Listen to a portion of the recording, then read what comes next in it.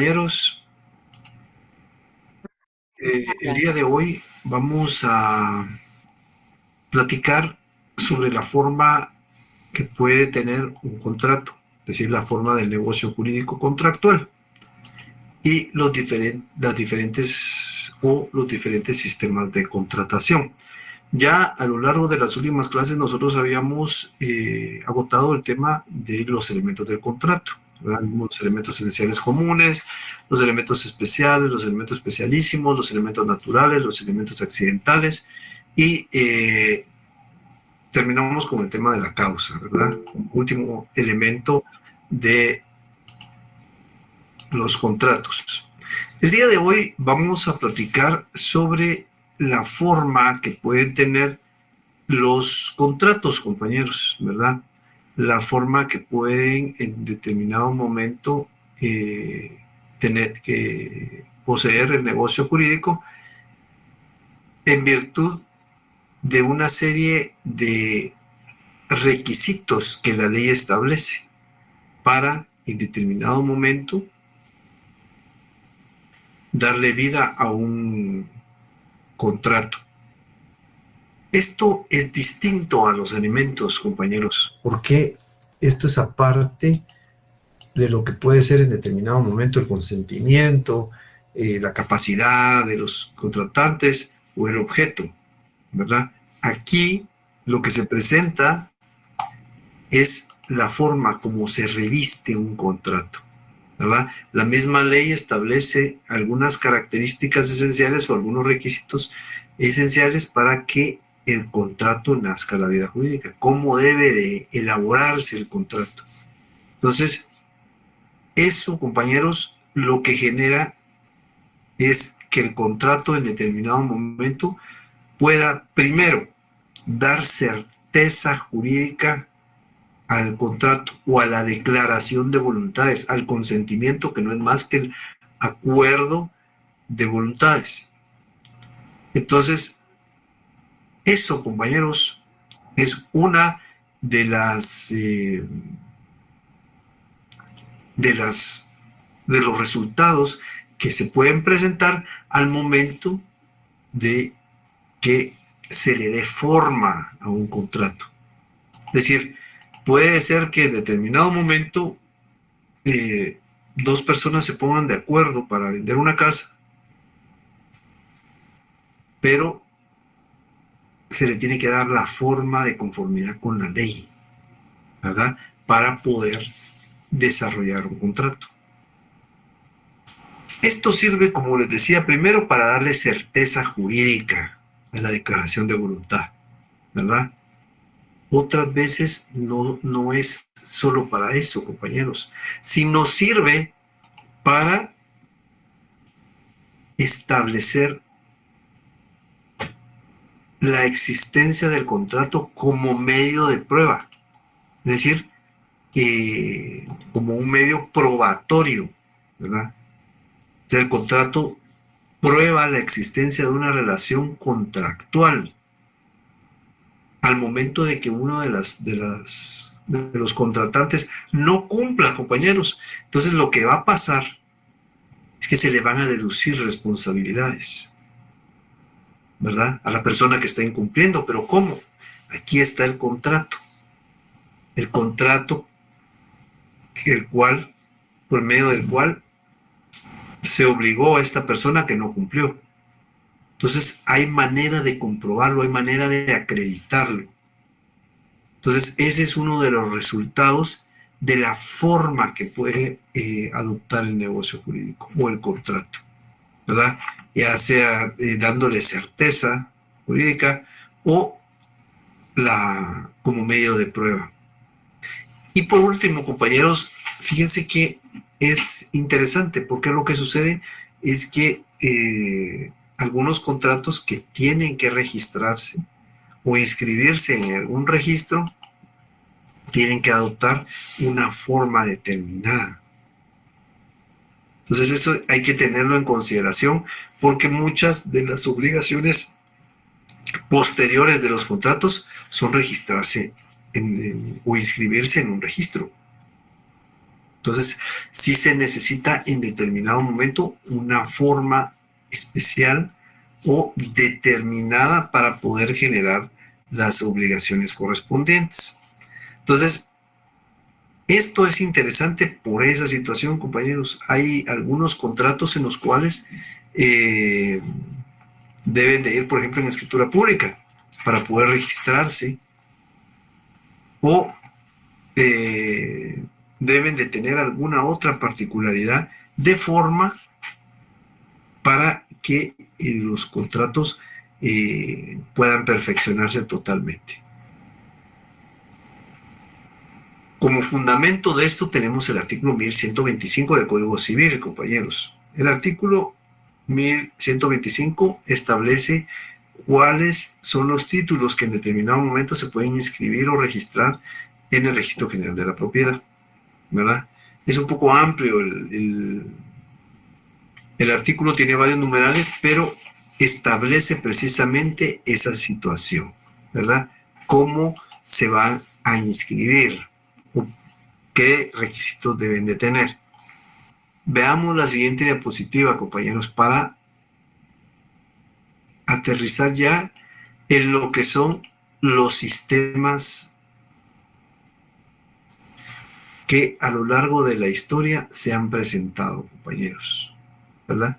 Los sistemas por los cuales se ha tratado o se ha procurado darle forma a al contrato, ¿verdad? Entonces, los distintos sistemas que dan forma al negocio jurídico contractual o al contrato. Entonces, el primero de ellos, compañeros, es el sistema formalista. El sistema formalista, compañeros, es un sistema por medio del cual se le dio forma a los contratos, pero con base en ritos o situaciones basadas en situaciones de índole religioso. Se presentaron inicialmente en el Imperio Romano, en Roma antigua, y también se han presentado en el sistema germánico. Les pongo un ejemplo de esto, compañeros. Fíjense que en Roma, que es una de las cunas de la civilización occidental moderna, fíjense que ahí para algunas situaciones se le daba una determinada forma a un contrato, aparte de lo que era la declaración de voluntad, aparte de lo que era la capacidad que podían tener las partes. Entonces, por ejemplo, para celebrar un determinado contrato, ¿verdad? Un contrato de compraventa. En algunos casos tenían que acudir los contratantes con una determinada túnica, la túnica talar. Se entregaba, por ejemplo, en una bolsa un poco de tierra de la propiedad en la que que era objeto del contrato. O un caso muy llamativo es el del usufructo, ¿verdad? En la actualidad, cuando una persona otorga en usufructo un bien, el propietario se le denomina nudo propietario. Ya el propietario no puede disfrutar de los frutos del bien, sino tendrá que ser el usufructuario. Entonces, en la antigua Roma se presentaba al propietario que estaba dando en usufructo su bien con las manos atadas, ¿verdad? Porque ya no podía disponer de los frutos del bien, sino tendría que ser el usufructuario. De tal manera que en la actualidad se le denomina nudo propietario. Entonces, vemos como una serie de ritos para darle forma a la contratación, compañeros. Entonces, este sistema formalista, ¿verdad?, donde se le da prioridad a las formas, primero estuvo influenciado en primera instancia por el influjo de la religión, por la religión. Y en segundo momento, ¿verdad? Ya no fue así, ya fue en un sistema laico, ¿verdad? Tipo civil, donde ya las formas o las cuestiones que debían envolver al contrato eran distintas, ya no estaban influenciadas por la religión, pero siempre había solemnidades aparte que había que presentar para que el contrato pues se pudiera constituir, es decir, naciera la vida jurídica. Luego tenemos el sistema consensualista. Después de este se presentó el sistema consensualista, compañeros. El sistema consensualista tuvo una particularidad y es que en este caso se le daba prioridad a la buena fe, ¿verdad? Entonces, aquí ya no había necesidad de presentar ninguna forma, ningún ritual, sino que simplemente había que celebrar el contrato, nada más, ¿verdad?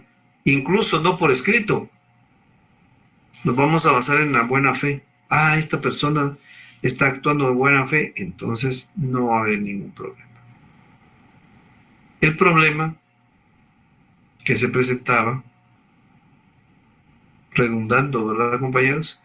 Es que muchas de las personas no actuaban de buena fe.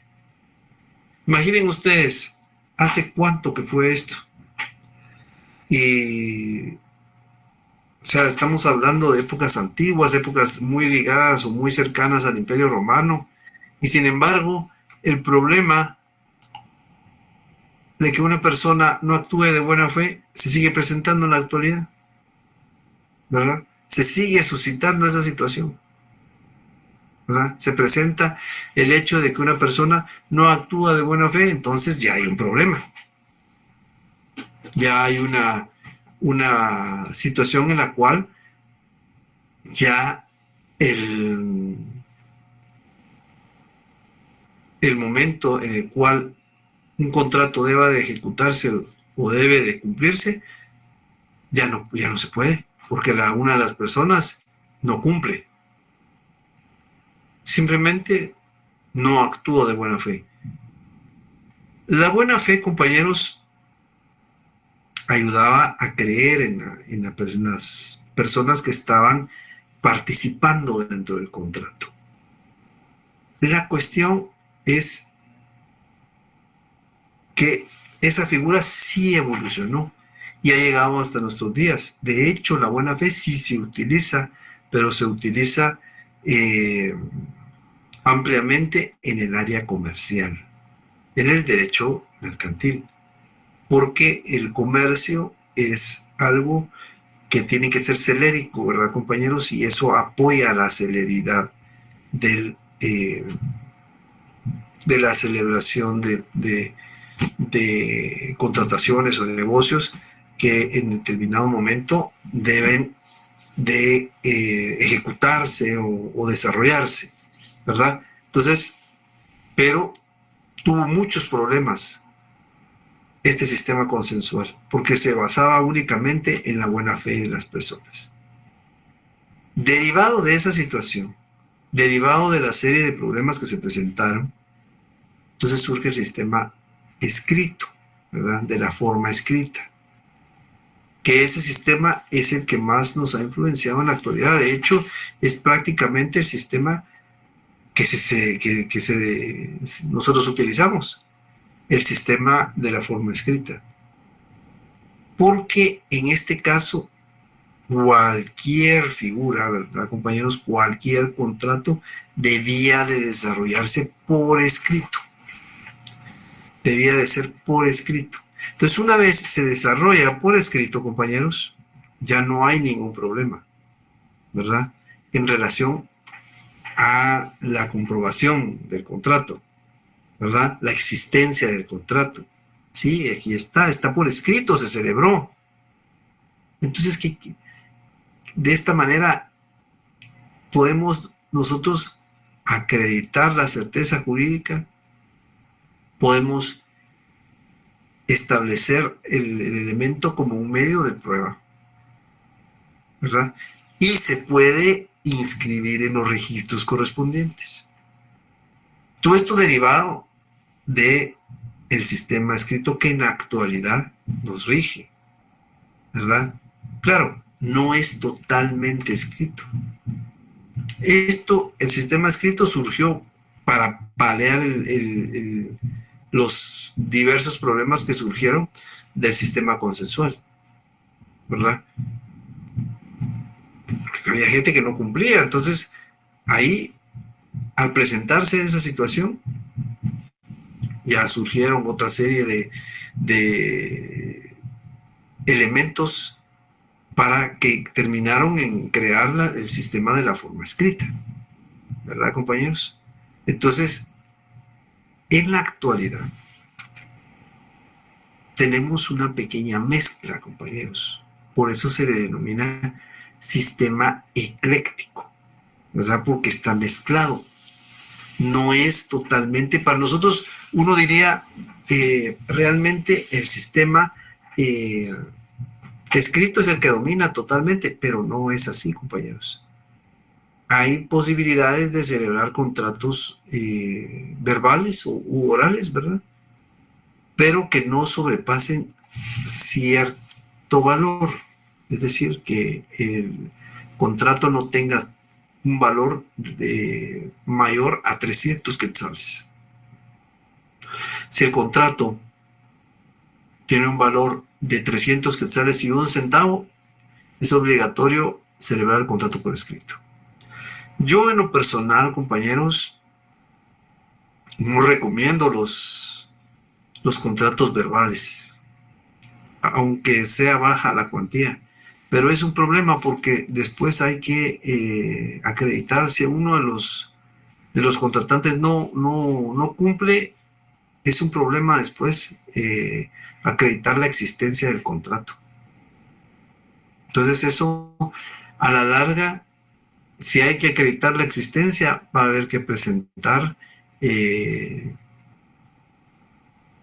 una serie de elementos ante un órgano jurisdiccional, ¿verdad? Ante un juez, para que se pueda comprobar la relación contractual. Y si eso se está presentando es porque uno de los contratantes no cumplió. Entonces, si no cumplió, aparte de comprobar, habrá que deducirle responsabilidades. Entonces, es un poquito más factible, compañeros, hacerlo, o para evitar este tipo de situaciones, hacerlo de la manera escrita, ¿verdad? Que sea de una manera escrita. Entonces, este sistema es el sistema ecléctico, como les decía. Ese es el que tenemos dentro de nuestra legislación en la actualidad, porque reconoce contratos verbales o la forma verbal como una de las contrataciones, de las formas que se le pueden dar al negocio jurídico contractual. Pero como les digo, eso ya es un poco más complicado.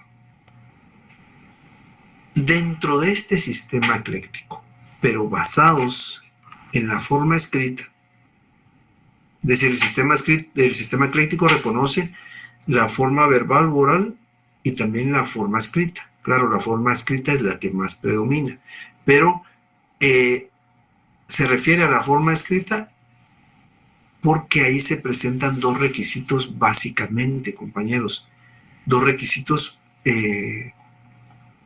que en determinado momento pueden servir como prueba o para la creación de un contrato. Estos son los requisitos ad probationem y los requisitos ad solemnitatem. Los requisitos ad probationem, compañeros, no son aquellos que se refieren específicamente a la validez del contrato. Es decir, no se fijan tanto en el hecho de que haya nacido a la vida jurídica, sino a lo que hace referencia a este contrato es a que constituyen un medio de prueba Si se celebró un contrato, hay una relación contractual, existe. Entonces, a eso se refiere. Es una prueba, mire, es una prueba de que sí se constituyó un contrato, de que nació una obligación dentro de un contrato, o se modificó o se extinguió. Pero están probando esa existencia de esa relación jurídica. Entonces, el artículo 1576, compañeros, dice lo siguiente: los contratos que tengan que inscribirse o anotarse en los registros, cualquiera que sea su valor, deberán constar en escritura pública. Sin embargo, los contratos serán válidos y las partes pueden compelerse recíprocamente al otorgamiento de escritura pública si se establecieran sus requisitos esenciales por confesión judicial del obligado o por otro medio de prueba escrito. Esto quiere decir, la primera parte hace referencia a que todos los contratos que tengan que inscribirse dentro de un registro deben de ser en escritura pública. ¿Por qué? Porque en los registros se agota el principio de publicidad. Les pongo un ejemplo: yo voy a vender una casa, entonces celebro un contrato de compraventa y luego lo inscribo en el registro general de la propiedad. Ahí se publicita que yo soy el propietario, que yo celebré una relación contractual contenida en el contrato tal, y yo soy el propietario de ese bien inmueble. Entonces ahí vemos que funciona el requisito ad probationem, es decir, es una prueba. Porque con ese principio de publicidad nosotros estamos publicitando el hecho de que yo soy el propietario. Estoy comprobando que soy el propietario del bien. Ahora, el segundo párrafo de este artículo hace referencia a los otros tipos de contratos que se pueden celebrar. Pero miren, aquí mismo dice, ¿verdad? Los contratos serán válidos y las partes pueden compelerse recíprocamente al otorgamiento de escritura pública, si se establecieran sus requisitos esenciales por confesión judicial. Eso es que hay que acreditar la existencia del contrato, ¿verdad? Y esto más que nada cuando son contratos verbales. Luego tenemos los requisitos ad solemnitatem, compañeros. Los requisitos ad solemnitatem son las formalidades que deben de llevar o cumplir los contratos. Fíjense que hay contratos, como el ejemplo que yo les traslado aquí, de la sociedad. Dentro de los contratos preparatorios, nosotros vamos a ver más adelante el contrato de promesa, de opción, el mandato y la sociedad. La sociedad se le reconoce como sociedad civil porque está contenida dentro de nuestro Código Civil. Pero uno de los requisitos esenciales que tiene ese contrato es que debe de ir en escritura pública. Entonces, debe de elaborarse en escritura pública. Entonces, aparte del consentimiento de las partes, aparte de la situación que se está dando, entonces se va a generar una escritura, se tiene que elaborar una escritura pública, que es la que va a contener al contrato, ¿verdad? Lo va a revestir. En esa forma se tiene que dar. Igual pasa con los contratos de mandato, por ejemplo, ¿verdad? Con el mandato debe ir en escritura pública. O el hecho de que los contratos que tengan que registrarse o inscribirse en los registros correspondientes tienen que ir en escritura pública. Entonces es una solemnidad, ¿verdad? Porque así como en el pasado, en el sistema formalista, en Roma llegaban con la túnica talar, en este caso no. En este caso lo que tienen que hacer es elaborarlo en determinado papel, o como es el papel especial para protocolo, por si en determinado momento debe elaborarse en escritura pública. Entonces, hay varios tipos de formas como se elabora un contrato. Eso lo vamos a ver ahorita, a continuación. Pero tenemos que tener en consideración la solemnidad que en determinado momento debe de presentarse. ¿Verdad, compañeros? ¿Verdad? Son algunas cosas muy particulares que tienen algunos contratos, no todos, ¿verdad? Por eso es que por eso es que se presentan estos requisitos, ¿verdad? Donde se comprueba y donde hay solemnidad, es decir, la determinada forma que se le debe dar a cada contrato.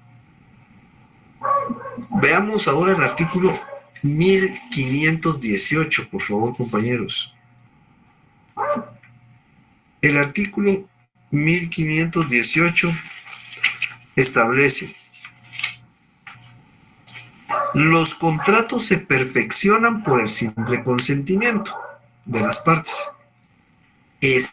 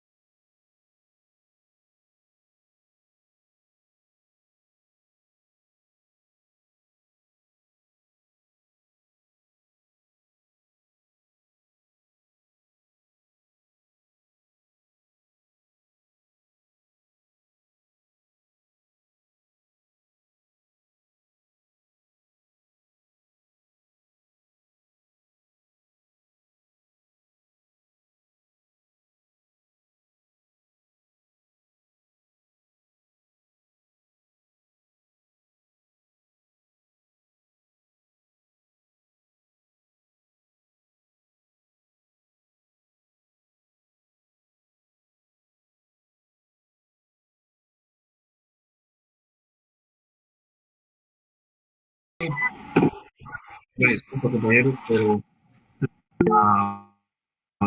hubo un apagón aquí y de repente me quedé hablando solo.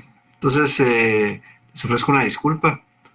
Creo que no se puede compartir ahorita la presentación. No sé si la pueden visualizar. ¿Sí se ve, Lick? Sí se ve. Sí se ve, licenciado, gracias. Pues miren, compañeros, nos habíamos quedado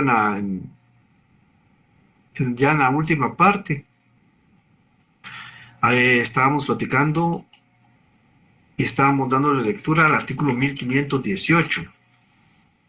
El artículo 1518 establece: los contratos se perfeccionan por el simple consentimiento de las partes, excepto cuando la ley establece determinada formalidad como requisito esencial para su validez. Eso quiere decir que en determinado momento hay algunas formalidades especiales, ¿verdad? Como el hecho de que sean elaborados en escritura pública o tengan que registrarse o inscribirse en los registros correspondientes. Entonces, a eso es a lo que se refiere este artículo. Luego tenemos el artículo 1256. Fíjense, compañeros, que el artículo 1256 establece: cuando la ley no declare una forma específica para un negocio jurídico, los interesados pueden usar la que juzguen conveniente. Pero ¿cuál es esa forma conveniente en la cual deben de conformarse? Anoten ahí abajo de ese artículo, compañeros, ve el artículo 1574 del Código Civil. Eso se los comento porque ustedes ya dentro de poco van a estar estudiando ya para el examen técnico profesional, compañeros, y en el examen técnico profesional hay una parte que se califica que se le denomina manejo de código. Entonces, de esta manera ustedes pueden tener un mejor manejo con anotando observaciones o cualquier cosa. Es el artículo 1574, al pie del artículo 1256. Lo que sucede es que el artículo 1256 dice: cuando la ley no declare una forma específica para un negocio jurídico, los interesados pueden usar la que juzguen conveniente. Pero ¿cuál es la que pueden usar?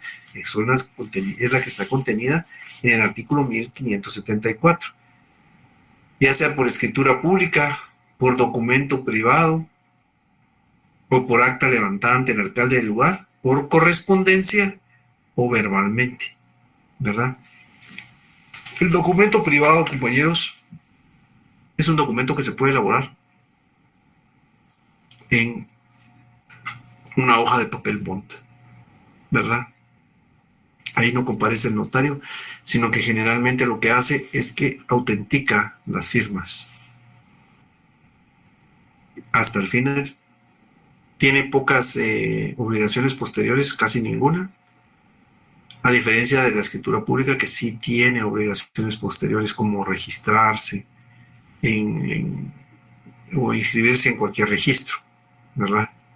Y tenemos el acta ante el alcalde por correspondencia o verbalmente.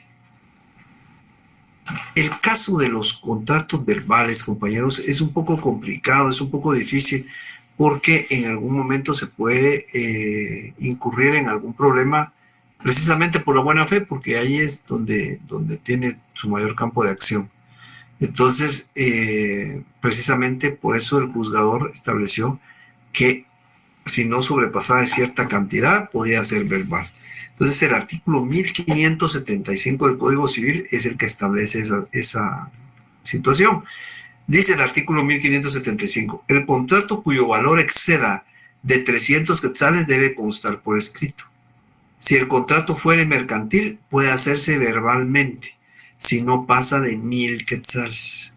Entonces, en el caso del área comercial, del área mercantil, la cuantía, es decir, el valor del contrato, para celebrarlo verbalmente puede ser un poco mayor, puede ser hasta 1000 quetzales, pero eso es por cuestiones del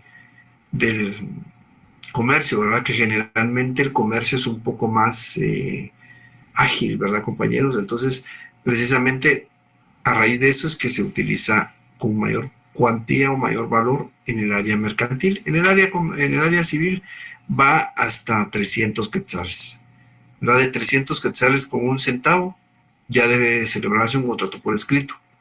Como les decía, yo en lo personal no recomiendo los contratos verbales o orales, porque pues, se pueden presentar problemas, y después para acreditar la existencia de uno de estos contratos, entonces habrá que establecerlo ante un organismo jurisdiccional, ante un juez, ¿verdad? Ya ante un juez deberá de plantearse la existencia de esa relación contractual. Entonces, compañeros, hasta aquí dejaría la clase del día de hoy yo. ¿Ustedes tienen alguna observación, alguna inquietud, alguna duda sobre el tema que vimos hoy, sobre la forma de los contratos?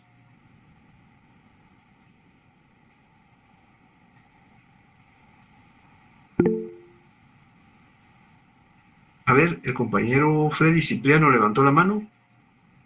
Teleco, una cuestión, me llama la atención en cuanto a Sí. la forma, porque indica que las escrituras públicas deben registrarse. Eso quiere decir que cuando se tiene una escritura pública de un terreno, es válido, digamos, me puede amparar ante cualquier intruso, digamos.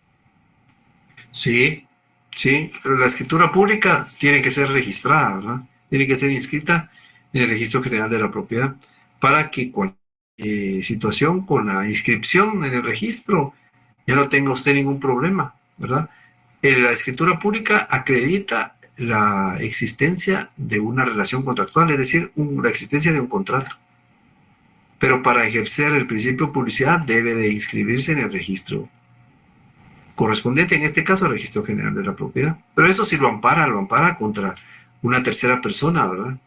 Si una tercera persona dice, mire, es que esa casa es mía, sí, pero aquí está mi escritura pública y aquí está inscrita en el Registro General de la Propiedad. Para eso sirve el registro, ¿verdad? Ahí se establece el principio de publicidad. ¿Alguna otra inquietud, compañeros? ¿Alguna otra duda?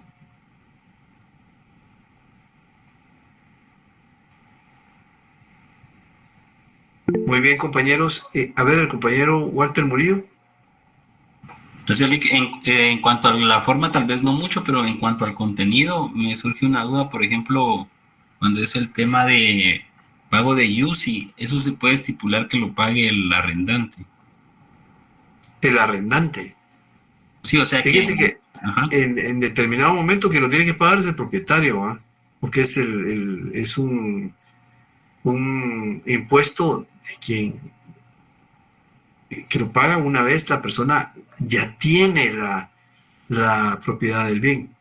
Sí, pues, Ahora, pero si en determinado momento se acepta esa situación, si se pacta se pacta, ¿verdad? Bueno, mire, por favor, usted va a usar el bien, pague el UCI. Entonces, si se pactó, pues sí es voluntad de las partes, ¿no? Y ahí sí es obligatorio, ya se vuelve obligación, o sea, se puede exigir.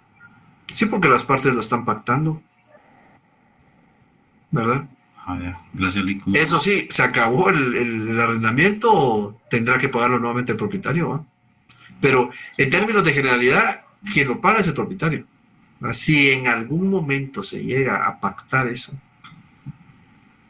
y lo acepta la otra parte, pues ya no hay para dónde, ¿verdad? Ahí ya es voluntad de las partes. Bueno, está bien, gracias, licenciado, muy amable. A la orden, compañeros.